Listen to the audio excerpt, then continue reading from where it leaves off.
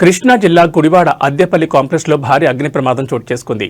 దీంట్లో కోట్లలో ఆస్తి నష్టం జరిగినట్టుగా తెలుస్తోంది. మంటలను అదుపు చేసేందుకు అగ్నిమాపక శాఖ సిబ్బంది శ్రమిస్తున్నారు. సమీప ప్రాంతాలైన ఉయ్యూరు, హనుమాన్ జంక్షన్ నుంచి ఫైర్ ఇంజన్లను రప్పించారు అధికారులు. ఇదే కాంప్లెక్స్ లో ఓ జూనియర్ కళాశాల, స్టేట్ బ్యాంక్ కార్యాలయం ఉండడం గమనార్హం. తెల్లవారుజామున ప్రమాదం జరగడంతో ప్రాణ నష్టం తప్పింది. భారీగా మంటలు, పొగ అలముకోవడంతో సమీప ప్రాంతాల్లో నివాసితులు భయాందోళనతో రోడ్లపైకి పరుగులెట్టారు. ఓ సెల్ ఫోన్ షాప్లో ముందుగా మంటలొచ్చాయని స్థానికులు చెబుతున్నారు. ప్రమాదానికి గల కారణాలు ఇంకా తెలియాల్సి ఉంది.